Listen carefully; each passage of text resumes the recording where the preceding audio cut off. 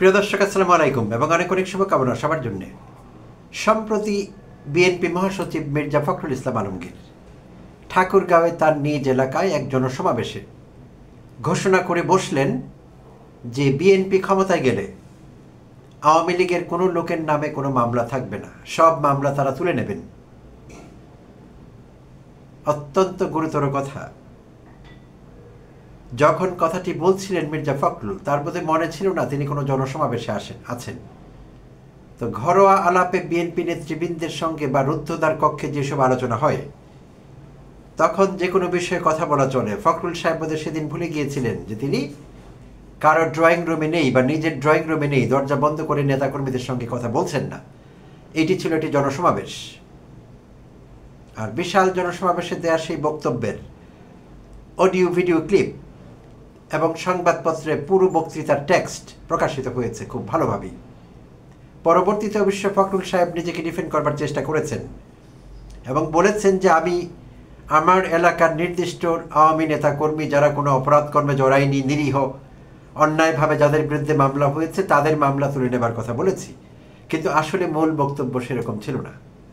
হ্যাঁ, মিটিংটি তার এলাকায় হচ্ছিল, একটা আঞ্চলিক সমাবেশ, কিন্তু কথাটি তিনি জেনারেলি বলেছিলেন, অর্থাৎ আওয়ামী লীগের লোকের নামে যত মামলা আছে সব তুলে নেবেন।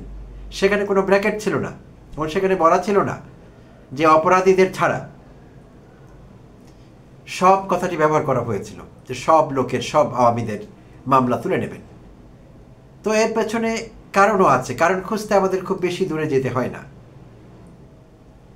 কেন ফখরুল সাহেব এই চিন্তা করছেন বা বিএনপির অন্যরা? কারণ একটি, আওয়ামী লীগের ভোট ব্যাংক। আর এখন খুবই গুরুত্বপূর্ণ এমন আশ্বাস দেওয়া আওয়ামীদের, আর বিএনপির পক্ষে এমন একটি আশ্বাস আওয়ামী লীগের জন্য খুবই গুরুত্বপূর্ণ। নির্বাচনের খুব বেশি সময় বাকি নেই, তফসিল ঘোষিত হলো বলে দরজায় কড়া নাড়ছে নির্বাচন। ঠিক এমনি সময়ে আওয়ামীদের জন্য এটি একটি মরুদ্যানে হঠাৎ করে সুবাতাস বয়ে গেল। মরুভূমির মধ্যে মরুদ্যান, ওয়েসিস যেটিকে বলি আমরা, সেখানে হঠাৎ করে যদি মৃদুমন্দ বায়ু আসে কেমন লাগে কারো? খুবই ভালো অনুভূতি হয়। তো আওয়ামী লীগের লোকদেরও এরকম অনুভূতি হবে, এটি স্বাভাবিক। আর সেই ভোট ব্যাংকে আঘাত করতে চেয়েছেন মির্জা ফখরুল, আর তারই অংশ হিসেবে তিনি সেই বক্তৃতা দিয়েছেন সেদিন ঠাকুরগাঁওয়ে। তো প্রিয় দর্শক, আপনারা যারা ভিডিও ক্লিপ দেখেছেন কিংবা অডিও শুনেছেন কিংবা টেক্সট পড়েছেন সংবাদপত্রে, আপনারা নিশ্চয়ই জানেন তিনি কিভাবে কথাগুলো বলেছেন। বলার কোনো অপেক্ষাই রাখে না। তার ইন্টেনশন অত্যন্ত সুস্পষ্ট ছিল যে বিএনপি ক্ষমতায় গেলে আওয়ামী লীগের সবার মামলা তুলে দেবেন। তো এই আশ্বাসটি খুব গুরুত্বপূর্ণ আওয়ামী লীগের জন্য। বিএনপির জন্য এমন আশ্বাস দেওয়া খুব গুরুত্বপূর্ণ এবং ক্রুশাল এই মুহূর্তে। আর আগে থেকে আমরা দেখেছি এই পরিকল্পনা বিএনপির শুরু থেকেই ছিল, আওয়ামী ভোট ব্যাংকে নক করা। কারণ যখন আওয়ামী লীগকে নিষিদ্ধ করবার কথা উঠছিল বিভিন্ন মহল থেকে, জাতীয় দাবি ছিল এটি, কিন্তু বিএনপি বরাবরই বিরোধিতা করেছে। প্রশ্নের উত্তরে সরাসরি উত্তর দেয়নি কখনো। যখন বিএনপি নেতা কর্মীকে প্রশ্ন করা হয়েছে নেতৃস্থানীয়দের যে আওয়ামী লীগ নিষিদ্ধ করবার ব্যাপারে আপনারা কি ভাবছেন, বিএনপি সরাসরি উত্তর দেয়নি, দিতে পারেনি কখনো। উত্তর একটিই ছিল, জনগণ আওয়ামী লীগকে নিষিদ্ধ করবে, অ্যাজ ইফ বিএনপি জনগণের অংশ না, জনগণের বাইরে। তো এরকম ধারণাই কিন্তু দেশবাসী পেয়েছে বিএনপি সম্পর্কে আওয়ামী নিষিদ্ধকরণ প্রক্রিয়ায় বা প্রক্রিয়ার চেষ্টায়। তো বিএনপির দাবিতে আওয়ামী লীগের কার্যক্রম নিষিদ্ধ হয়নি, জুলাই অভ্যুত্থানের অন্যান্য স্টেক হোল্ডারের দাবিতে হয়েছে। আর যখন হয়েছে তখনও বিএনপি সতর্ক পর্যবেক্ষণ দিয়েছে, সতর্কভাবে রিমার্ক পেয়েছি আমরা বিএনপির কাছ থেকে, সীমিত মেপে কথা বলা হয়েছে। তো শুরু থেকে এটি চলছিল, আওয়ামীদের বাঁচাবার চেষ্টা, এটি খুব সুস্পষ্ট ছিল। বিএনপি লুকাবারও চেষ্টা করেনি। বিএনপি হয়তো বা বুঝতেই পারেনি যে এই কথাগুলো দেশের মানুষ ভালোভাবে নিচ্ছে না। আর বিএনপির এসব কথাবার্তা নন পার্টিজান যারা, তারা কিভাবে নেয়? বিএনপির বোধহয় এই বিষয়ে হোমওয়ার্ক নেই। তাই মির্জা ফখরুল সেদিন এইসব কথা বলেছিলেন। খুবই ব্যাফাস কথা, বিপজ্জনক কথা এই মুহূর্তে এটি বিএনপির জন্য। আওয়ামী লীগের ভোট ব্যাংক নক করছে ঠিকই বিএনপি, কিন্তু অন্য দিক থেকে দেশের মানুষ এটি ভালোভাবে নিচ্ছে না। দেশে কিন্তু শুধু আওয়ামীরাই নেই, বিএনপির অনেক লোকের সঙ্গে কথা হয়, তারাও এইসব কথাবার্তা পছন্দ করেন না, এবং আওয়ামী ভোট ব্যাংক দখল করবার চেষ্টা নানাভাবে, এটি অনেকে ভালোভাবে নেন না। সৎ মানসিকতার যেসব লোক বিএনপি করেন, এখনকার বিএনপি নেতৃবৃন্দকে ভালোবেসে না, তারা জিয়াউর রহমানের বিএনপি করেন, সে আদর্শ দেখতে চান দলের মধ্যে। তো পান কিনা এটার উত্তর বিএনপি নেতৃবৃন্দে জানা আছে। তো যাই হোক, এখন আরেকটি বিষয়ে কথা বলব। গত বুধবার দিন রানীশঙ্কল উপজেলা ঠাকুরগাঁওয়ের রানীশঙ্কল উপজেলায় পুলিশি অভিযানে কিছু রাজনৈতিক কর্মী গ্রেপ্তার হন, আর সেখানে আওয়ামী লীগের 2 জন ছিলেন। তো রানীশঙ্কলের পাশের উপজেলা পীরগঞ্জ, সেখানকার যুব দলের উপজেলা সভাপতি নাজমুল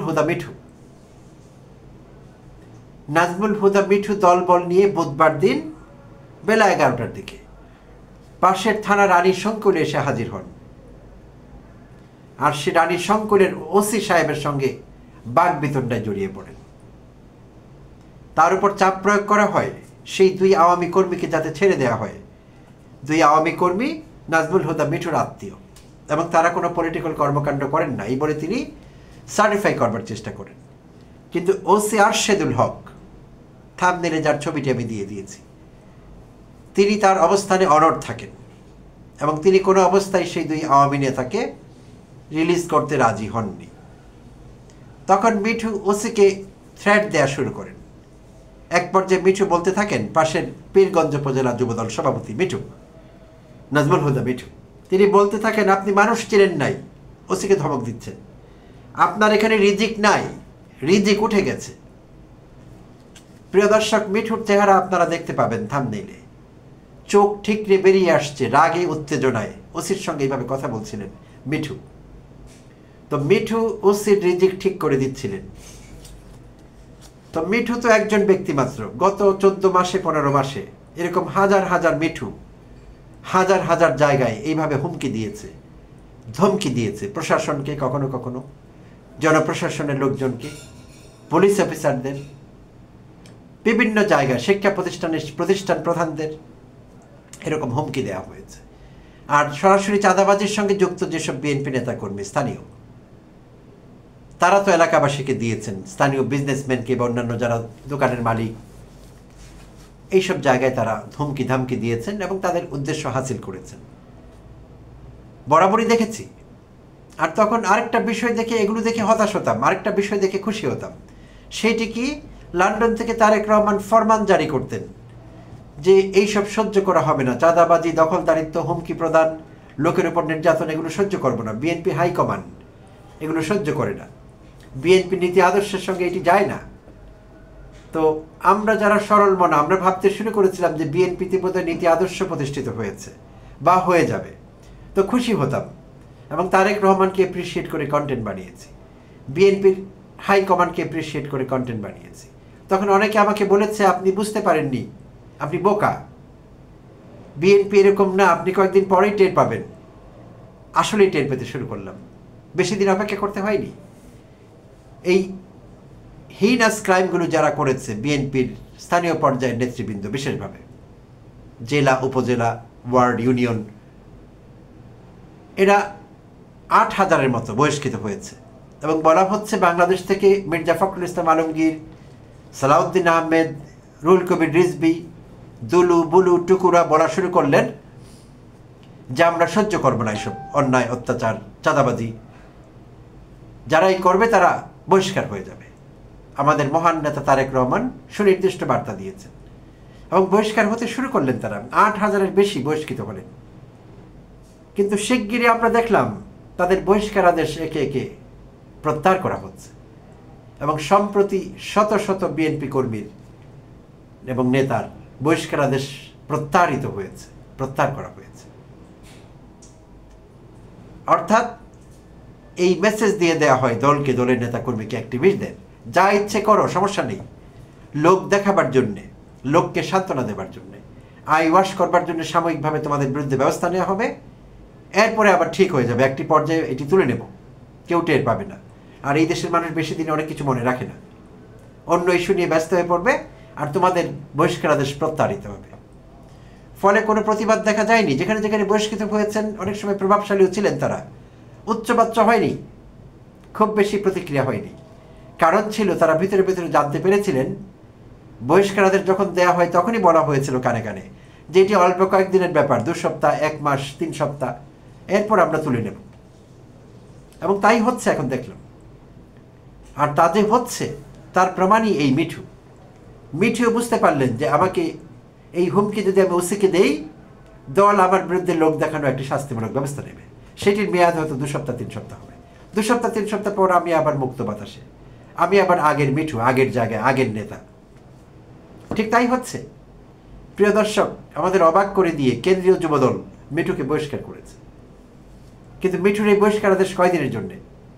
2 সপ্তাহ, 3 সপ্তাহ? অবশ্যই 1 মাসের মধ্যে এই বহিষ্কারাদেশ প্রত্যাহারিত হবে। অন্য সব নেতাকর্মীর মতো যারা অপরাধ করেছিলেন, চাঁদাবাজি করেছিলেন, বিএনপি নেতৃবৃন্দ সুনির্দিষ্ট প্রমাণ পেয়েছে, তাদের বিরুদ্ধে বহিষ্কারাদেশ যেহেতু প্রত্যাহার করা হয়েছে, মিঠুরটিও হবে। তাই শত শত হাজার হাজার মিঠু এখন দুর্বিনীত, অবাধ্য। তারা ভয় পাচ্ছেন না অপরাধ কর্ম করতে, চাঁদাবাজি করতে, লোককে ভয় দেখাতে, হুমকি দিতে।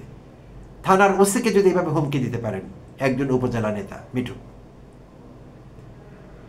তাহলে বাকিদের কি অবস্থা? জনপ্রশাসনের সঙ্গে তারা কি করছেন? উপজেলা নির্বাহী কর্মকর্তা, ম্যাজিস্ট্রেট বা জেলা উপজেলা পর্যায়ের অন্যান্য কর্মকর্তা, তাদেরকে কিভাবে ট্রিট করছেন? সহজে অনুভব।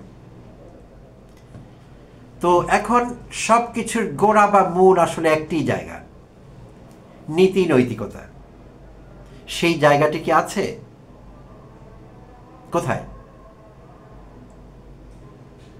ভোট ব্যাংকে আঘাত করবার জন্যে, ভোট ব্যাংকে নক করবার জন্যে, আওয়ামী লীগের ভোট পক্ষে আনবার জন্যে, যেই আওয়ামী লীগের হাতে 15 বছর লক্ষ লক্ষ বিএনপি কর্মী নির্যাতিত হয়েছে। বিএনপির চাইতে বেশি কেউ নির্যাতিত হয়নি। আমরা যারা নন পার্টিজান, আমরা কোনো দল করি না, আমরাও কষ্ট পেয়েছি। এবং আমাদের ভয় হয়েছে যে হাসিনা এবং আওয়ামী লীগ বিএনপিকে মুসলিম লীগ করে দিল, এবং তাই হয়ে গিয়েছিল। এই জুলাই যোদ্ধারা যদি জীবনের ঝুঁকি না নিতেন, জীবন না দিতেন, বিএনপি এখন যে অবস্থানে আছে কখনই থাকতে পারত? বিএনপি নেতাকর্মীরা কোনোদিন আলোর মুখ দেখতে পারত? কোনোদিনই পারত না। তাদের জন্য আজকে বিএনপি বাইরে আসতে পেরেছে, কথা বলতে পারছে, সাংগঠনিক কার্যক্রম চালাচ্ছে। তো এই নির্যাতিত মজলুম দলটি এবং দলের নেতৃবৃন্দ কি করে ভুলে গেলেন ইতিহাস এত তাড়াতাড়ি? অতীত ভুলে গিয়ে সে আওয়ামী লীগের সঙ্গে আঁতাত। বিভিন্ন জায়গায় আমরা খবর পাচ্ছি আওয়ামী লীগের সঙ্গে আঁতাত হচ্ছে, আওয়ামীদের দলে ফেরানো হচ্ছে, এবং তাদের খুশি করবার জন্য সব রকম বক্তৃতা বিবৃতি দেওয়া হচ্ছে। মির্জা ফখরুলের মতো লোক যদি এই কথা বলেন যে আওয়ামীদের সব মামলা তুলে নেবেন পরিস্থিতি নির্বিশেষে, যদি এখানে এমন কথা থাকতো যে শুধু অপরাধীদের ছাড়া, তাও বুঝতে পারতাম। কিন্তু এরকম কোনো কিছু ছিল না, কোনো কন্ডিশন ছিল না, কোনো ক্লজ ছিল না। সোজা সাপটা বলেছেন আওয়ামীদের সব মামলা তুলে নেওয়া হবে। কিন্তু চাপের মুখে, সমালোচনার মুখে কথা ফিরিয়ে নিলেন, বললেন যে না, আমি এইভাবে বলিনি, আমার কথাকে টুইস্ট করা হচ্ছে, আউট অফ কনটেক্সট নেওয়া হচ্ছে। সবসময় রাজনীতিবিদরা যে কাজটি করেন, ফখরুল সাহেব তাই করেছেন, ব্যতিক্রম কিছু করেননি। তবে মুখ ফসকে সত্যি কথাই বলে দিয়েছেন। এইটাই ভেতরের খবর এবং ভেতরের চেষ্টা, আওয়ামীদের ভোট সংগ্রহ করা, আর আওয়ামীদের ভোট সংগ্রহ করতে গিয়ে নীতি নৈতিকতাকে জলাঞ্জলি দেওয়া, এমনকি নিজের দলের নেতাকর্মীর বিরুদ্ধে কৃত অপরাধের বিচার না চাওয়া। এটি এখন সুস্পষ্ট। বিএনপি আওয়ামী লীগ নিষিদ্ধকরণ চায়নি, বিএনপি আওয়ামী নেতাকর্মীদের গ্রেপ্তার হওয়া সম্ভবত পছন্দ করেনি, এবং আওয়ামীরা আসছে নির্বাচনে অংশগ্রহণ করতে পারবে না, সেটিও বিএনপির জন্য হয়তো বা কষ্টের কারণ হবে। কারণ বরাবরই বলছিল বিএনপি কাউকে নিষিদ্ধ করতে চায় না, একটি রাজনৈতিক দল হিসেবে আরেকটি রাজনৈতিক দলকে নিষিদ্ধ করতে চায় না। যদি তাই হবে, নাজি বাহিনীও তো একটি রাজনৈতিক দল ছিল, নাৎসি পার্টি, সেটি কেন নিষিদ্ধ হয়েছিল?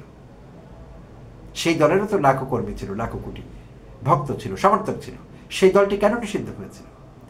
সেই দলের লোগো পর্যন্ত কোথাও শো করা যায় না, সেই দল নিয়ে কথা বলা যায় না, ইউরোপের মতো দেশগুলোতে, ইউরোপের বিভিন্ন দেশে গ্রেপ্তার হয়ে যায়, পুলিশি শাস্তি তার উপর নেমে আসে। তো যুগে যুগে দেশে দেশে রাজনৈতিক দল নিষিদ্ধ হয়েছে। সো বিএনপি আমাদের কোন সহিষ্ণুতা শেখাচ্ছিল, কোন গণতন্ত্রের কথা বলছিল জানি না।